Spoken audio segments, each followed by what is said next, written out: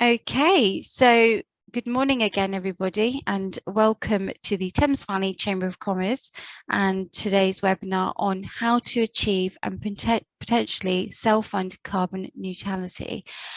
Okay, so today I'm joined by my members Gavin Miller and Lee Freeman of Auditel Thames Valley. So they're also in the room. I haven't mentioned myself, so I'm Narinda Multani, account manager here at the Thames Valley Chamber of Commerce Group. So I'm your host for today. I'm going to now pass you over to my colleague, so my member, Gavin Miller, who's going to commence with the webinar. Can I mention this webinar is being recorded, so you can listen to it again via the Thames Valley Chamber website under the webinar library. So it's available there.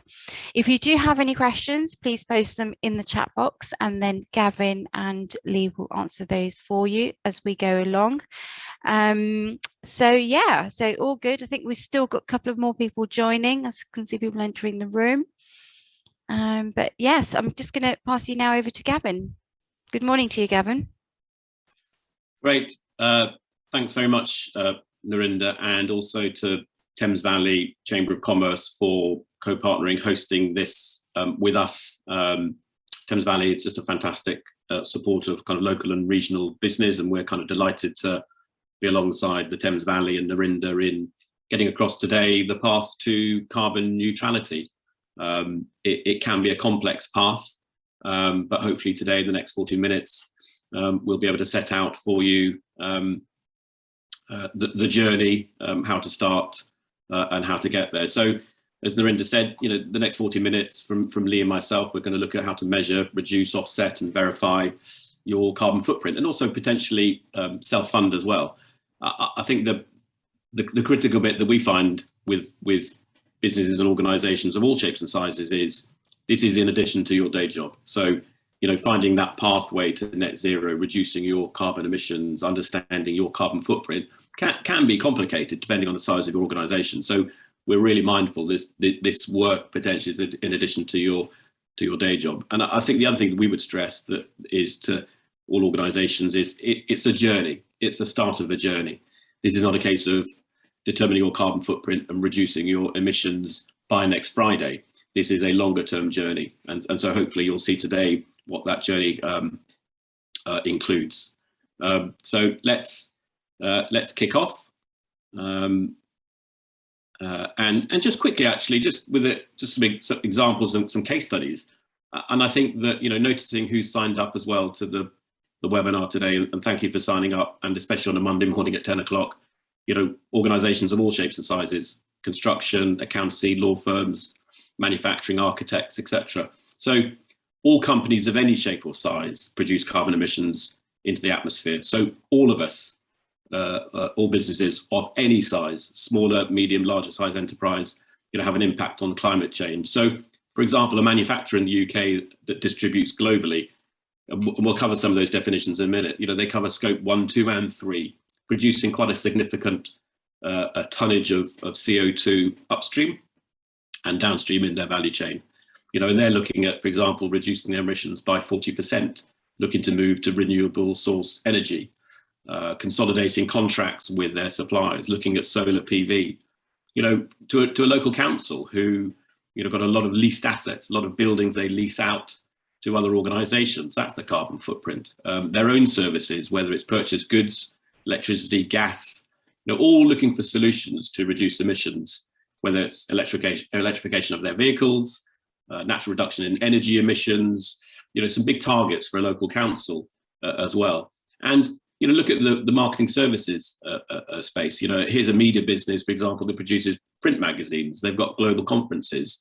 They produce digital content. Most of their emissions footprint falls in scope 3. And so what they're doing is they're looking at how to reduce their emissions through their supply chain with, again, quite a significant tonnage of CO2. The point here is that it's organisations of all sorts of shape and sizes and all sorts of sectors and industry, getting on and starting that journey into carbon neutrality.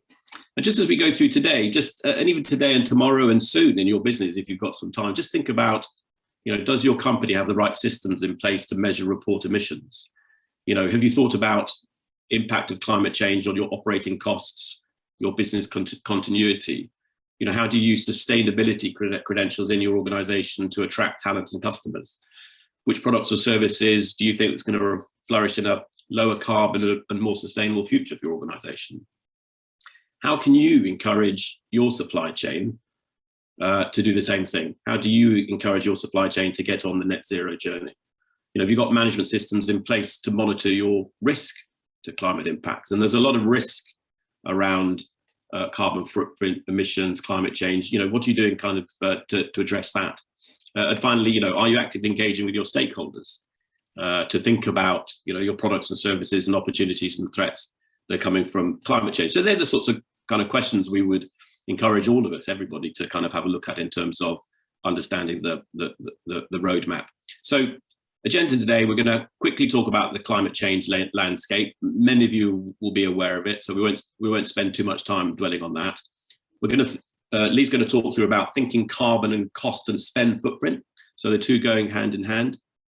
How do you reduce savings as well as how do you reduce your emissions? And we've got some case studies there. Measure, reduce and verify. So how do you do that? How do you start that journey? And then some more case studies as well. So, if you've got some questions along the way, pop them in the chat. And if not, we'll address those towards the end. So I suppose the key bit here is not why should we care, but actually why we should care. And I think, as we all know, the climate system is warming up at an unprecedented speed. The human influence on climate is clear. GHG, greenhouse gas emissions, really are the dominant cause of global warming. Continued greenhouse gas emissions will lead to further warming, trigger the likelihood of more severe, I'm already seeing it, pervasive and irreversible impacts for people, for ecosystems, for businesses. And climate change really will and does amplify existing risk for us as human beings, for nature, and importantly, of our businesses. And that's come from our IPCC. So here's a chart that might kind of, in part, recognize the role of growth since the 1950s. So here are some examples of world population growth since the 50s, real GDP, urban population, transport, telecommunications, international tourism. So from a growth perspective globally for businesses, what a great story. Growth, growth, growth, growth. The challenge with that, in terms of growth and the great acceleration, is growth is also associated with the carbon emissions, the greenhouse gases that we put into the atmosphere, whether it's carbon dioxide, nitrous oxide, methane, tropical forest loss, fishing, all seeing growth and all taking resources out of our planet. But importantly, back to us in terms of our day jobs, what's that impact that we're having as a business and your business on climate change, and what can we do to reduce our activities? So, your organization, for all of us, has a carbon footprint, emissions that contribute to global warming. And here's 8 examples of gases, whether it's CO2, so through fossil fuel combustion, whether it's methane, so landfill and rice paddies and sheep and cattle digestion, producing gases into the atmosphere, animal waste, whether it's refrigerants or industrial processes, for example, like hydrofluorocarbons, aluminium products, electrical insulators, all those activities that we might do as a business. And clearly we don't, as a business, produce all of these. We produce some of them, and any of them in a business at any one time, contributes to global warming. And you might have heard of late of the 1.5 and the 2.0 and emissions. So the goal really is to limit global warming to well below 2 degrees, preferably to 1.5 degrees Celsius compared to pre-industrial levels. If we don't, the planet's going to get warmer, there's going to be more risk, more climate change, and it will affect our business. So there are some kind of key challenges. So if we kind of drill down into, and you'll see this chart a bit more as we go forward, where might your emissions come from? So, and through your supply chain too. So whether you're an accountancy company, a law firm, a manufacturer, or an architect, or a marketing services business, you'll have emissions that are directly in your control and emissions that come through your supply chain that aren't in your control. So whether that's company facilities, company vehicles, electricity, energy in your building, employee commuting, business travel, leased assets, so those buildings that you might own, that you might lease to others, waste from your operations, purchase goods and services like IT services or accounting services that you might invest in, transportation and distribution, logistics. So there's a whole map here of ways for you as an organization to think about, actually, where do our emissions come from? And that's one of the kind of the learning journeys and the start of that journey that we would recommend for all of us, which is thinking about where our emissions might come from. Now, we're not going to be talking today about the macro picture of sustainability, but here's a kind of chart that from the United Nations that reflects their 17 Sustainable Development Goals, their SDGs. And we're here in number 13 that we're focusing on today about climate action. But actually, as an organization, we can't ignore the wider impacts of sustainability. You know, whether it's around poverty, around affordable clean energy, inequality, sustainable cities, gender equality. There's much more in the mix of sustainability, which climate action is clearly connected to. But the purpose of today is we're going to look at climate action and reducing emissions. But again, it's just being mindful of the bigger picture. So the objective, and Lee's going to come up in a minute, but the objective here is, I mean, it sounds all doom and gloom, and we would have seen lots of coverage in print and broadcast around climate change. The objective is not to stop business. It's not to stop growth, but think more around how we thrive as a business through a responsible net zero lens. So Lee's up next. We're going to get into the detail. How do you navigate your business to achieve carbon neutrality? And Lee's going to talk about some things around cost savings too. Thanks for that, Gavin. I'm hoping technology is going to work here, and there we go. So can I reduce my carbon emissions and my costs? As the slide says there, absolutely. But it's about combining thinking about your carbon footprint and your cost and spend footprint. But the key to a lot of this is you can't actually manage what you can't measure. So the key to this is actually finding out, and we'll talk later on in the presentation, about actually how you can go about measuring your carbon footprint.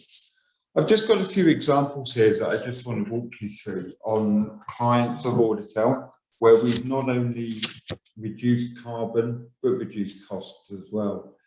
A paper products company, our original engagement on this was to reduce the waste that they were going into landfill. So their aim was to look at a zero landfill policy. Now, we managed to go in, engage with them, understood their process, and what we've managed to do in this instance is basically take 10% of that waste, and you can imagine with the paper products company, a lot of this is around cardboard, use some of that waste to actually generate electricity for the organisation and energy for the organisation itself through various processes, but also then look at actually recycling the balance of that. So they achieved their goal, which was a 100% non-landfill, so was zero waste to landfill. Now what that did was actually produced a 44% reduction in cost. Now for those of you who have waste which goes to landfill, there's a simple tip here that I'd like to give you. What we found when we looked at this was a lot of this waste was kept in a skip outside the building. We all know the UK weather, we know the weather we've been having over the last couple of weeks especially. Well, when that waste, and particularly cardboard, was being taken to landfill, it was wet. Now what we found was that was increasing the weight of that cost, or the weight of that waste going to landfill, by about 3 times. Now that has a cost impact because you're charged when you're putting stuff into landfill on the weight of that. So that helped receive a 44% reduction in the cost of disposing of the waste product. But what it also achieved, and we went back and recalculated this after the event, was a 97% reduction in that business's carbon footprint in relation to their waste. And I'll come on to a particular cost that may be later. LED lighting is one of the simplest things that you can do in helping to try and reduce your carbon footprint.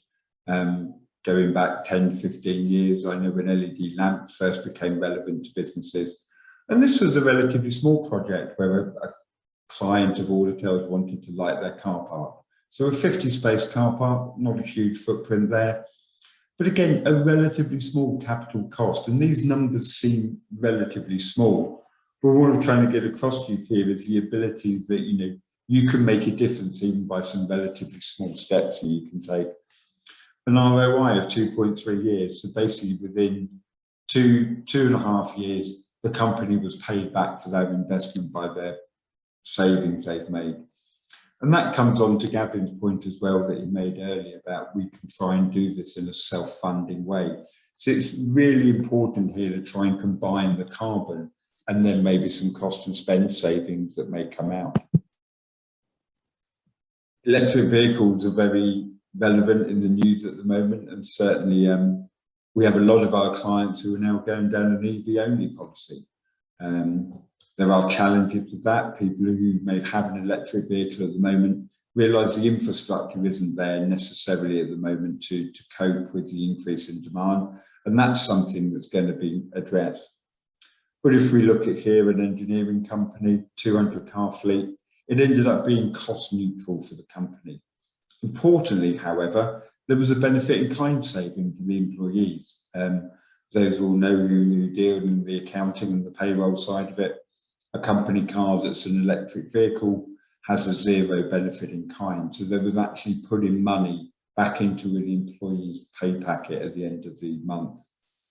And again, a substantial potential if everyone converted at any one point in time, once they got down the end of this process, over a 50% reduction in that organisation's carbon footprint.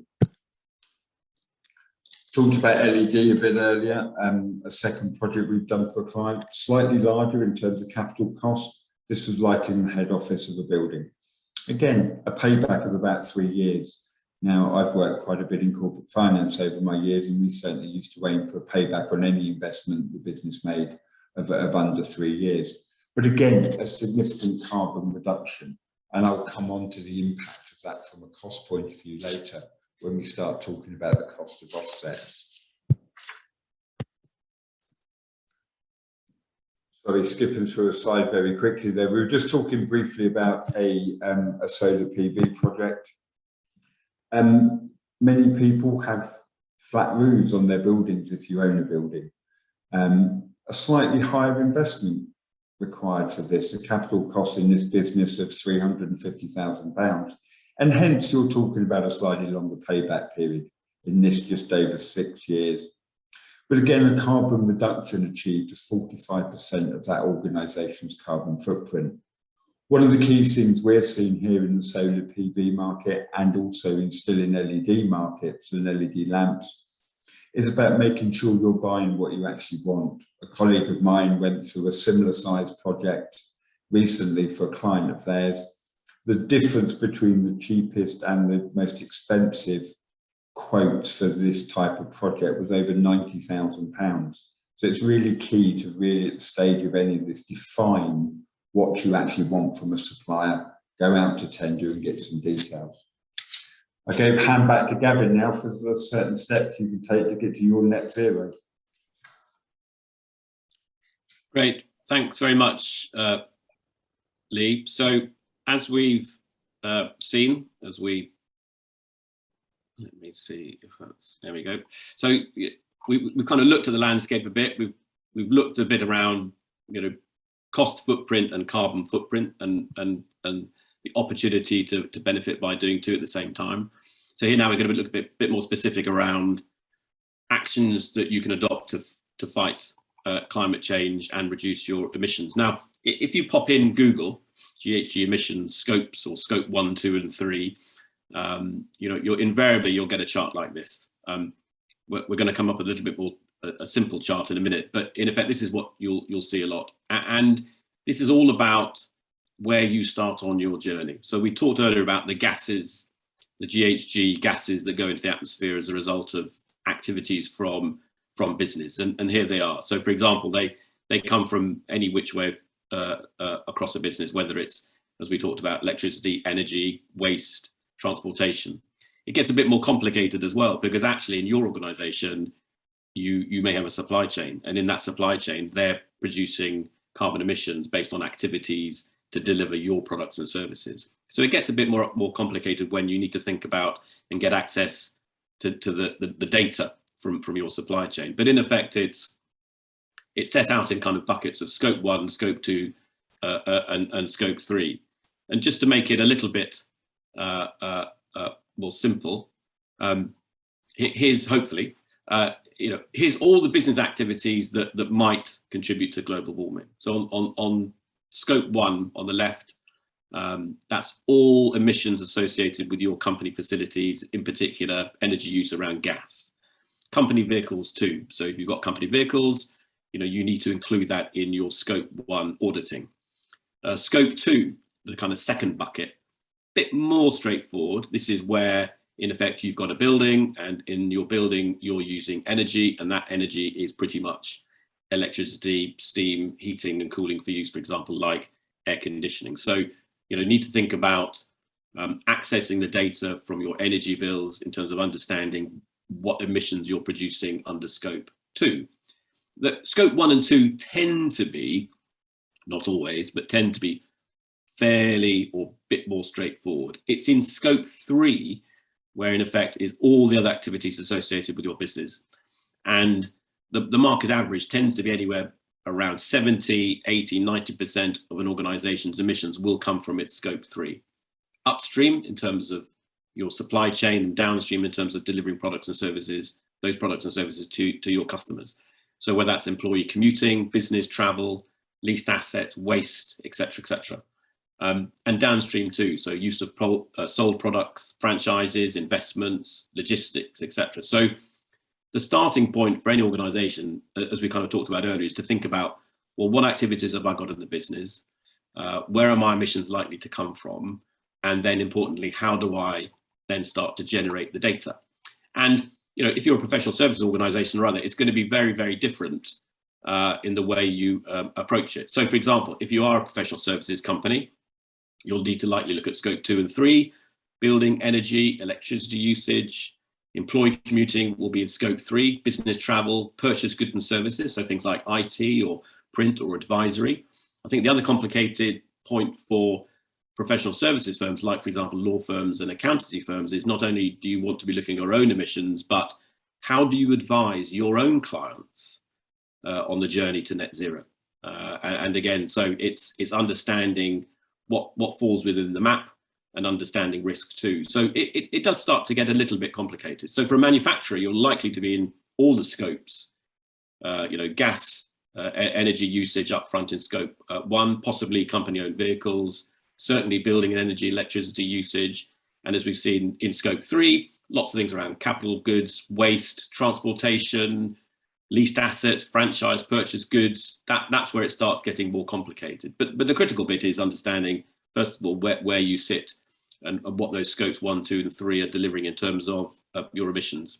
And for example, for a marketing services company, again, you'll likely be in scope 2 and 3, a bit like professional services. But added to that is, for example, if you're a content business or you're a training business and you're producing lots of content, what's your digital footprint?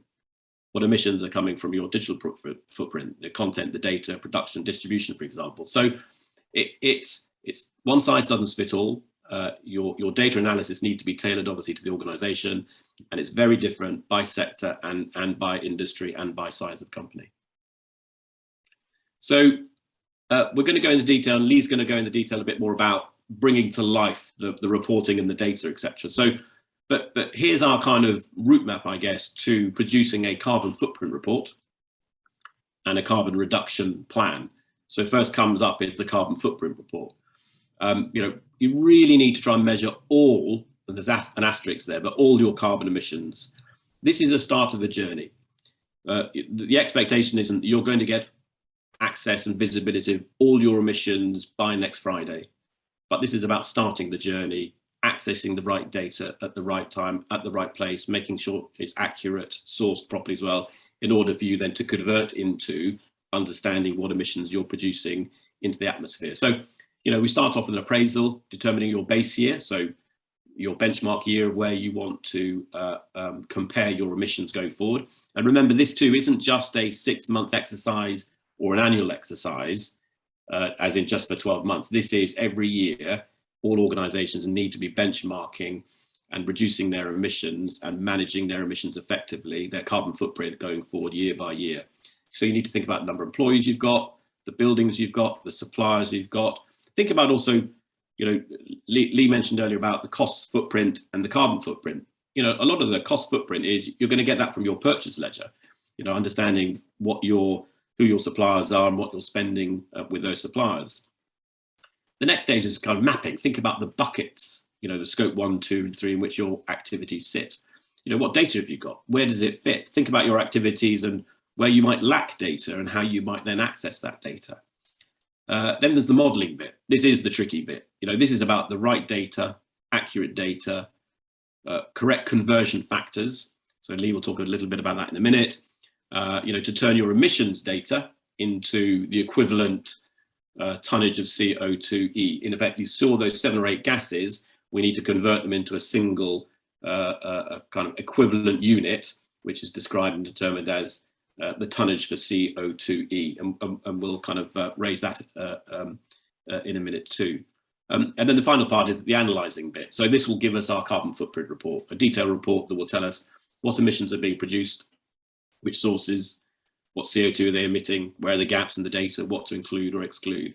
I think at this point, you know, our observation as well is around online calculators. Be really aware and careful of what online calculators you use, because often they don't give you the right data. They don't give you the right output, and not least, if you don't understand what data's gone in, the inputs that have gone in, it's very then difficult to understand whether the output is accurate.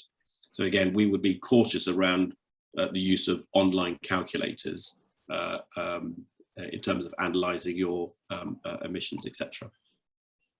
So I think at this stage, Lee's up next to kind of give us a bit more detail about the carbon reporting. Thanks, Gavin. Gavin mentioned there the online calculators. You'll see a number there at the top of that report that I've shown you as an example, 160 tonnes of CO2 equivalent. If you use an online calculator, that's the only number you will see.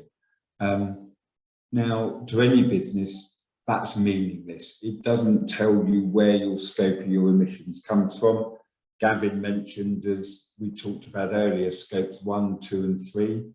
Well, even if you just look at scope 3 emissions, there are 15 types of scope 3 emissions.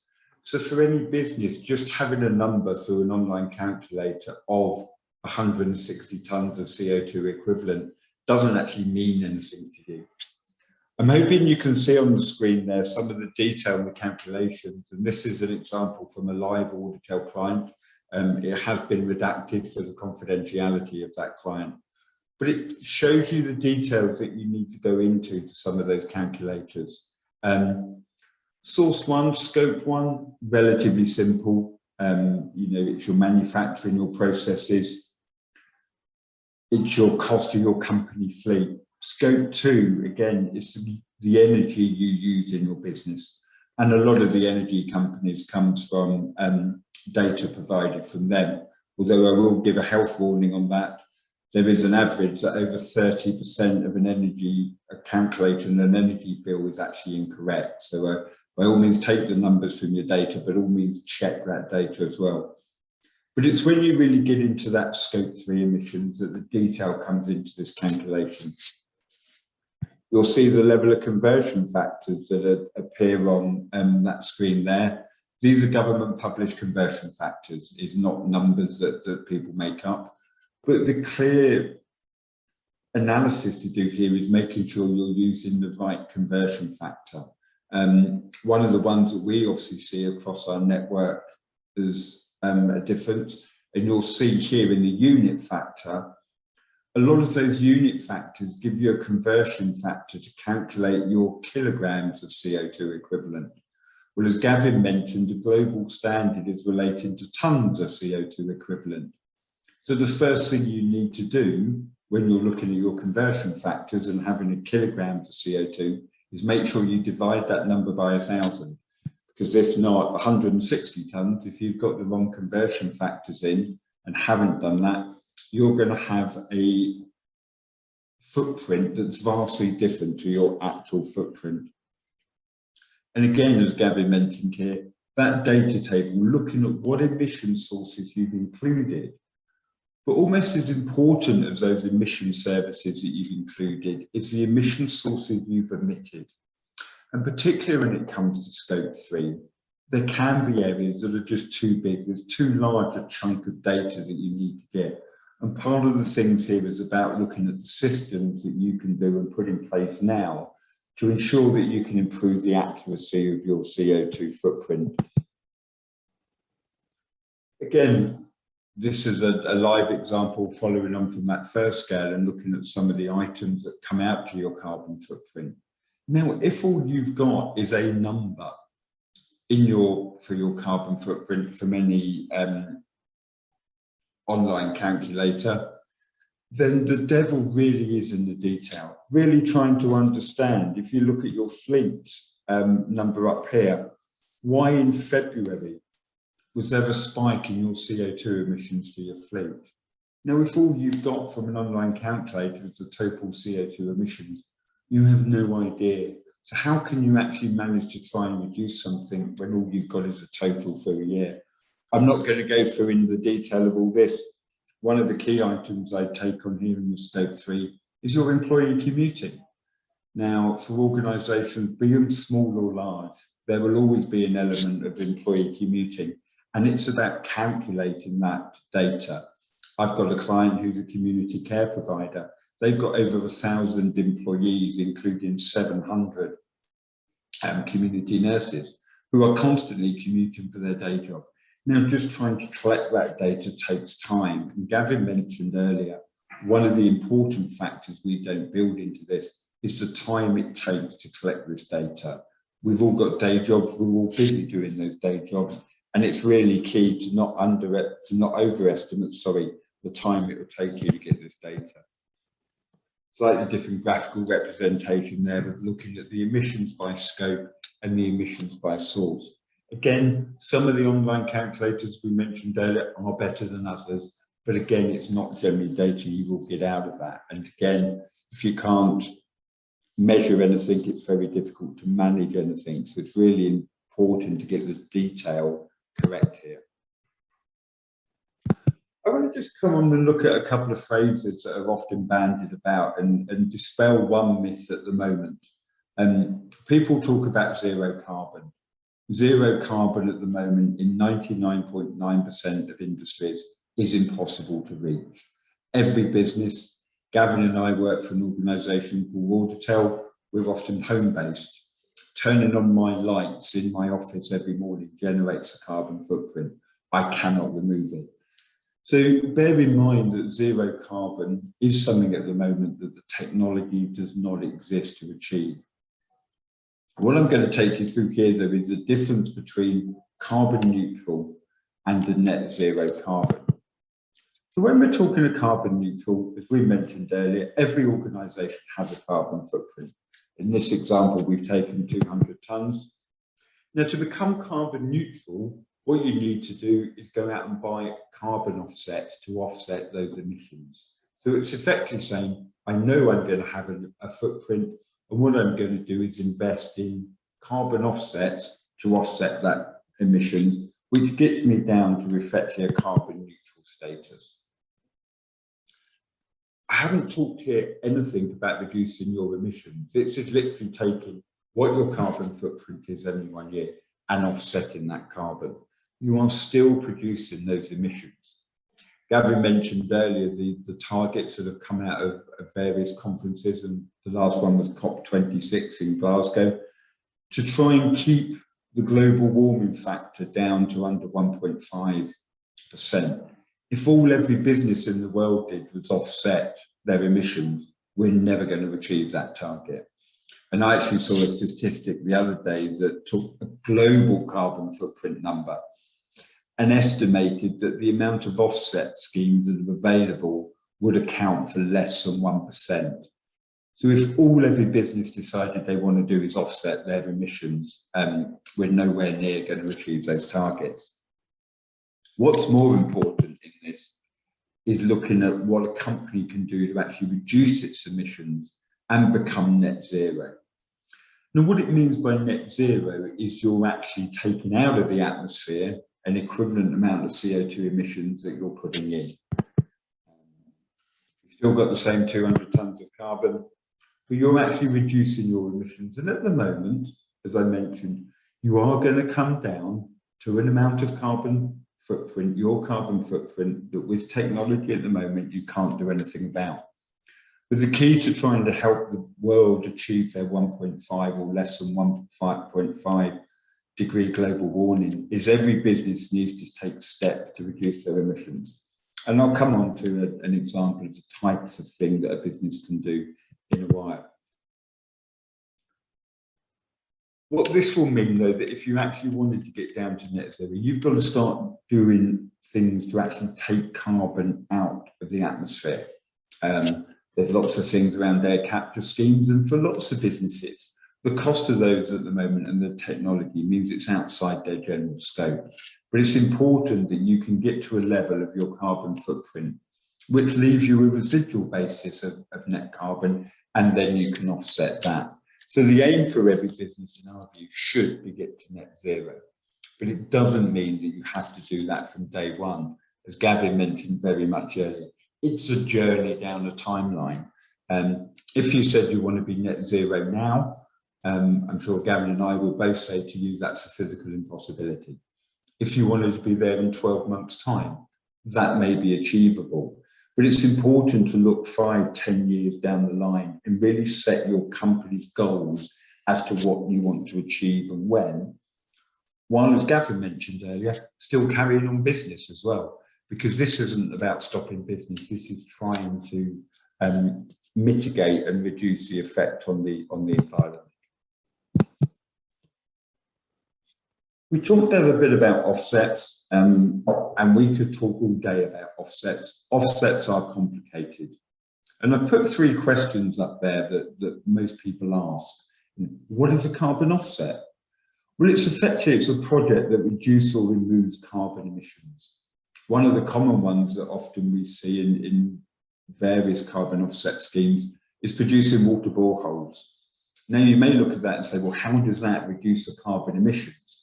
Well, if you go into certain, sub-Saharan Africa, you'll see various tankers that have to deliver clean drinking water and washing water to organisations and to villages. By putting a borehole in that village, you are reducing emissions because you're removing the need for those tankers to transport water in.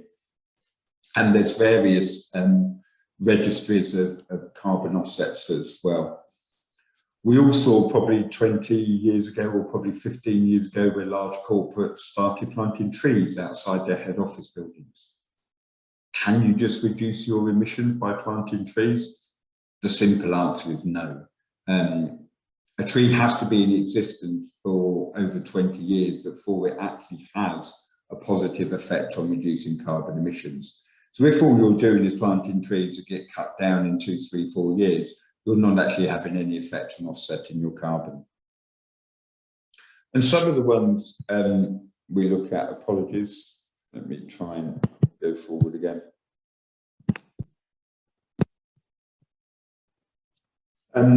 Is about the reduction and removal. And as I mentioned, some of that reduction is about avoiding some of your carbon emissions.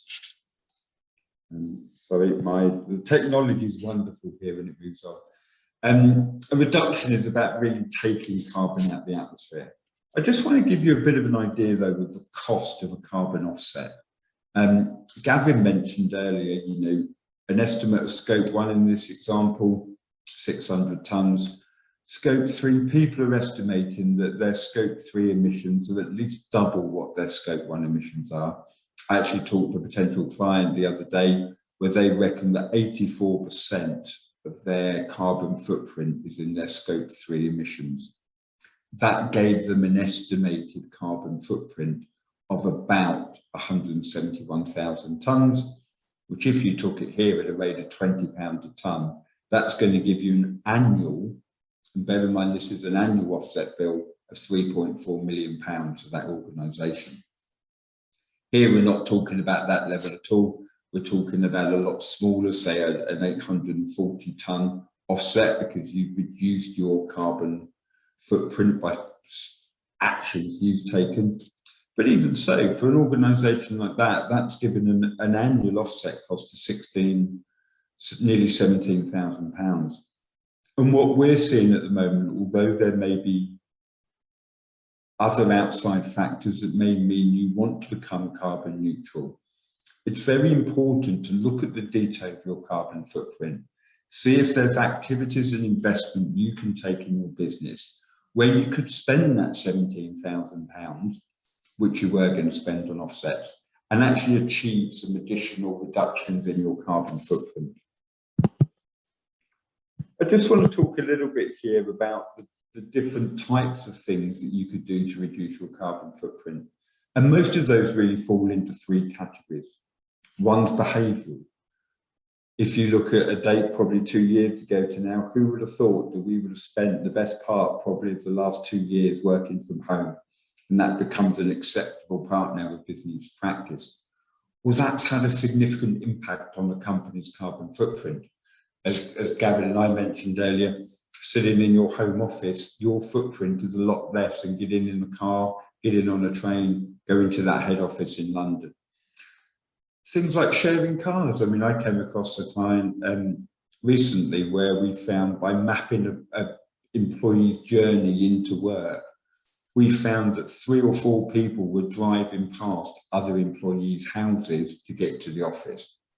And you may not necessarily want to share a car with either me or Gavin every day, but there may be items where you may want to say, actually today, you know what, I can put up with Gavin for half an hour in the car driving into work. But that's going to have an impact on your carbon footprint. There's other items that require some form of capital investment.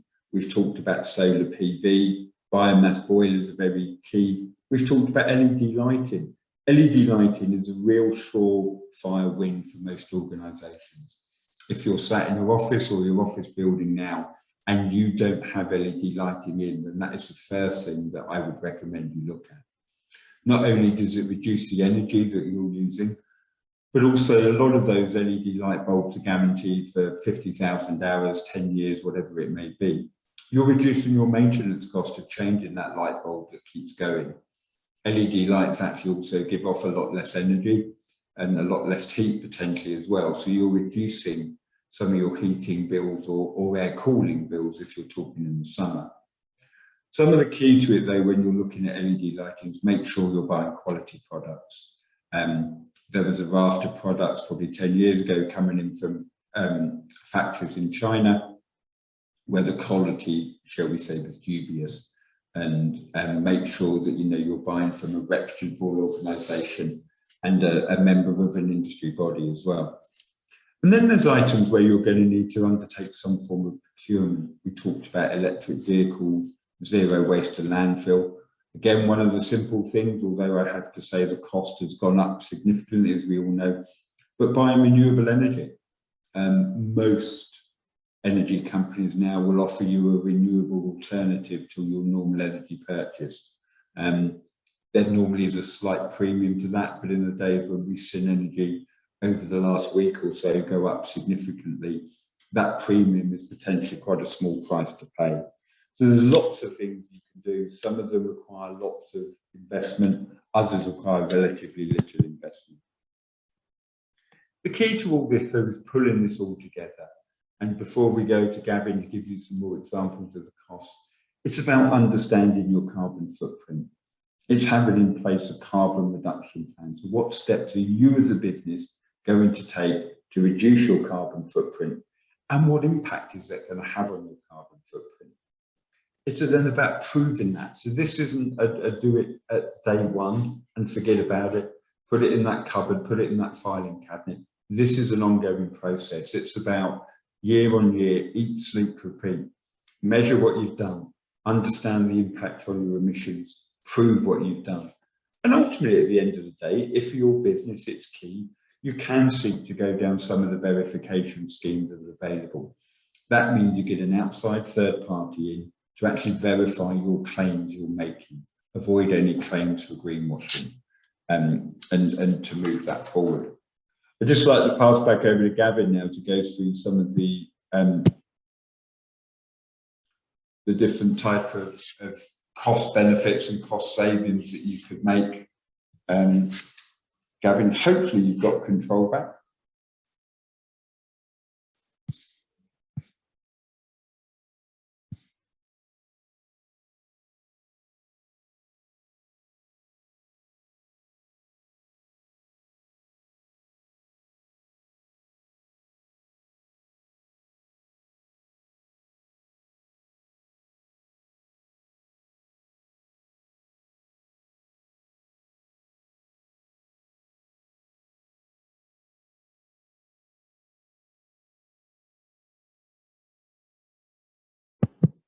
You're still on mute, Gavin. I knew I had to say this at one point during this presentation.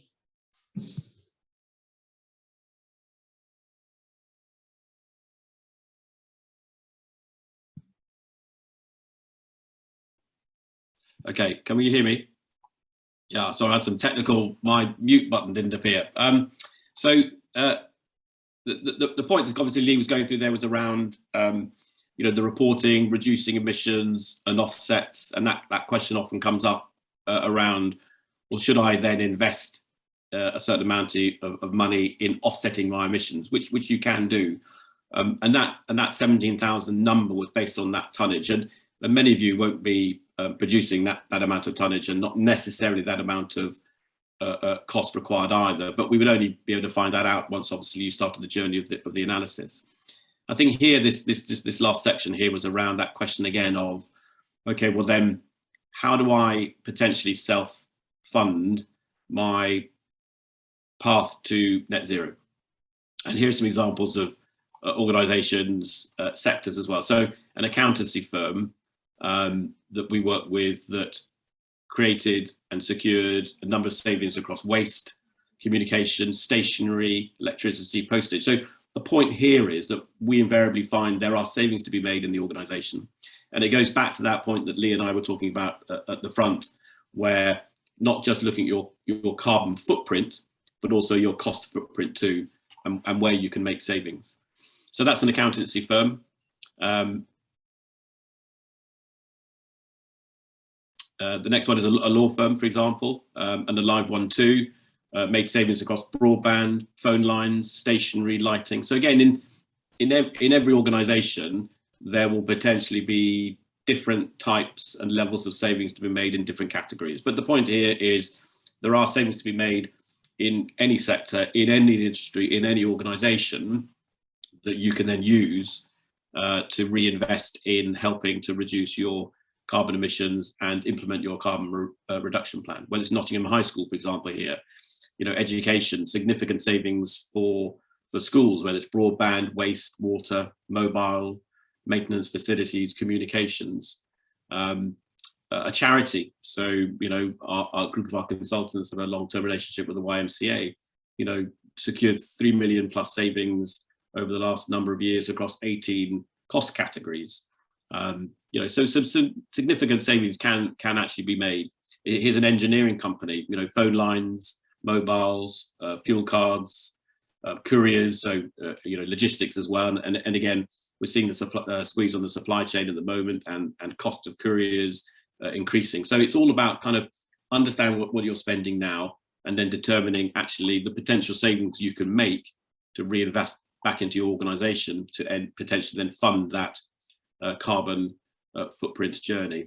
In retail as well, so energy, waste, telecoms, merchant cards, there are savings to be made across many of those categories as well. So transport and logistics, manufacturing, again, you know, some significant savings can be made, you know, whether it's you're a smaller organization and you can save a few £1,000s, or an organization, all of that potentially can be reinvested into your cash flow and reinvested into your reducing your carbon footprint. So all companies in all sectors, you know, can make savings. And here's some of those organizations we work with, whether it's manufacturing, retail, logistics, housing, healthcare, not-for-profit.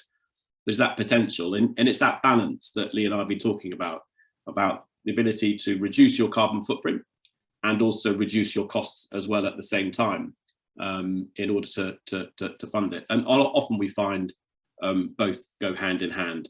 So hopefully, you know, today you've seen that journey of that Lee and I have set out around the climate landscape and why we need to address it as organisations.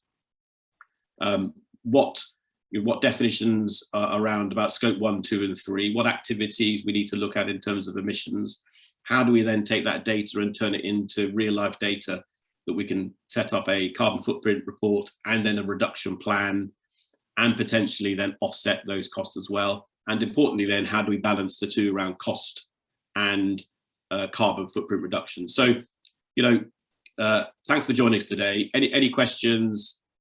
We'd love to hear in the next 10 minutes to answer. But importantly for today is, you know, start today with what's my carbon footprint? What's my cost footprint look like? Remember, it's a journey. It can be a long journey. It's a step journey, and mindful of, you know, we've all got jobs to do on a day-to-day basis in terms of operations, but it's really starting the journey and thinking about what emissions am I producing in my organisation? How do I reduce them? And how do I sustain that over the next 1, 2, 3, 4, 5 years? Great. Thank you very much, Gavin and Lee. So so thank you again for providing us with advice and guidance on the steps companies can take to achieve carbon neutrality. It's been a very interesting and educational webinar. We've had one of our delegates, Vicky, ask where the recording can be available. So I've just mentioned it's in the webinar library on the Chamber website under the event section, so you can listen to that again. As a member, you'll receive the Wednesday newsletter, which is Keeping Business Moving. So the recording will also appear under there, under the event section, and also on social media. So we'll post it on LinkedIn later. Okay, so just going to quickly move over to a Chamber slide here. Okay. So if you are already a member, you will know that this is our membership model, and you will be in one of those tiers. Now, if you're not a member, and you would like to learn more about the membership, the benefits and services involved, and contact either myself or any other account manager here at the Chamber, and we will go through the membership details with you. Okay, so I'm just going to share my contact details along with Gavin and Lee's. They have done also in the previous slide. Please do connect with them on social media. So they're on LinkedIn. Connect with them, send them a message or a question you may have. And also, yeah, you can email them. Their contact details are there. A telephone number is there for Gavin. There's a quick question there from an observation from Debbie Gardner. Yeah. And it's a good one to raise, Debbie, absolutely, and well worth mentioning around changes to government procurement that requires contractors to have a carbon reduction plan. So as of September 2021, the government require, through what they call their PPN 0621, a requirement that any contracts the government are tendering over a value of £5 million, whoever's tendering for that as a supplier, you need to have a demonstrable carbon reduction plan in place. If you don't, you won't proceed on the tender list. And I think it's a really good point from Debbie there, and worth reminding too. So if you don't have a carbon reduction plan, if you don't start that journey, and if you can't then demonstrate how you're going to reduce your emissions, those contracts over a certain value, you won't get on the tender list. And I think it amplifies it a bit wider, where, for example, what we are seeing increasingly, and actually outside PPN 0621 and government and procurement, is more and more organisations are putting in their contracts, their supplier contracts, the criteria need for you as a supplier, if you're going to tender for that business, to showcase your carbon reduction plan. What's your plan? Are you going to reduce your emissions? What emissions are you producing? And we're seeing much more of that. So again, it hopefully provides a bit of support and momentum around all of us need to determine our carbon footprint. All of us need to then start reducing our emissions plan. All of us need to start articulating it, and importantly, verifying it too, because it probably won't be too long, in our view, that it will probably become regulatory or legislative requirement for organisations to do a carbon footprint report, reduction plan, verification. So we would say start the journey today, and start the journey today. Gavin, I think just to add to that as well, I mean, I sat on a conference just before Christmas with a number of people in the public sector, including some government departments, and they were very much saying that although we're at £5 million now for PPN 0621, that's going to come down significantly. I think the key message to this, as Gavin said on this, is the government at the moment, political leanings aside, has given businesses the opportunity to do this themselves. And in order to meet those targets, if businesses don't start doing this themselves, there will be regulation around the corner. What form that takes, who knows? Various commentators have talked about a carbon tax, have talked about a regulatory requirement for every legal entity to produce their own carbon footprint. And also taking Gavin's point there, I think further is, if you may not directly contract with the public sector, your customer may do. And if your customers are then needing to show a carbon reduction plan, when Gavin talked there in the scope 3 emissions in the supply chain, your customers are going to be coming to you to ask you what your carbon reduction plan is. So there's going to be a waterfall effect down through business levels. So you may be a small consulting firm, say in the education sector. I'm a governor of a college, and we're looking at the Association of Colleges carbon footprint and carbon reduction planning at the moment. So it's going to affect everybody, and I think that's key. That sort of this isn't something that's just going to go away and you can ignore. It is something that people are going to need to start looking at, and I think that's really key for that. I've got a quick question. Do you believe there is many organisations out there that have systems in place to be able to measure and report on emissions? Gosh, the short answer is no. It depends on the size of the organisation. We're finding a lot of larger enterprises, have had to kind of measure, emissions or kind of energy usage, not least from ESOS and SECA and TCFDs coming too. But I think our broad view is no. And to be fair, it's that it's you don't know what you don't know. A lot of organisations are beginning to invest in resource to measure their emissions, but we're seeing that a lot of organisations still need to kind of progress in terms of having those systems in place, the measurement, the data, the reporting, etc.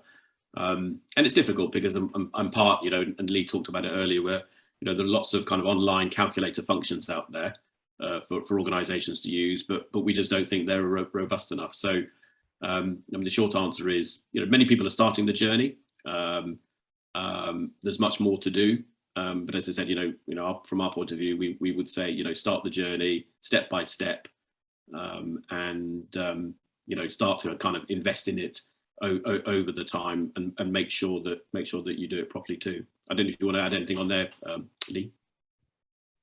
Yeah, I think you're right. This it's the elephant in the room, isn't it? Lots of businesses aren't doing things because they think it's such a large task to tackle in such a large project. But the key bit is, again, it comes back to that: you can't manage what you can't measure. So if you can measure your carbon footprint and you can understand how it's made up from all those different scopes, then there's things that you can target. But it's also about collecting that data. We've worked, and I know Gavin has as well, with a number of clients where part of our role in this is actually putting systems in place to help organisations gather data. Employee commuting, I mentioned my community healthcare client, we've now got a survey that goes out every year and asks people to track their mileage. I wouldn't do it. We at Auditel ourselves are going through this whole verification and carbon neutrality exercise. So, we've all been filling in nice Excel spreadsheets to send off to our franchisor, tracking our mileage. It's not something I ever did, but if you don't put those little things in place, looking at your supply chain, you may have a supplier that may be 30 to 40% responsible for your carbon footprint. Well, our advice will always be start engaging with that supplier, see what they're doing. We're doing this on a client at the moment, and it's amazing the amount of information the businesses do have. So rather than you measuring what their carbon footprint is, they may have that data themselves. So yeah, I think it's the key to this, as Gavin said there, is about trying to put this into bite-sized chunks. Don't think you can solve this today, because you can't. It's about trying to take those small steps. And as Gavin said there, and thank you, Narinder, for that, we're happy to talk to people offline if there's any advice that you'd like on this, to at least give you some pointers of where to do. Fantastic. Thank you very much. It's been very interesting, very educational. I've shared the link to where the recording will be available, hopefully from tomorrow morning. And yeah, please do connect with Gavin and Lee to learn more about what they do, what they can offer you, and how they can support you and your organisation. So thank you very much, guys. And thank you to all the delegates for listening in today. Great. Thank you. Thanks, Narinder. Thank you. Thanks very much. You're welcome. Have a good day. Bye, everybody.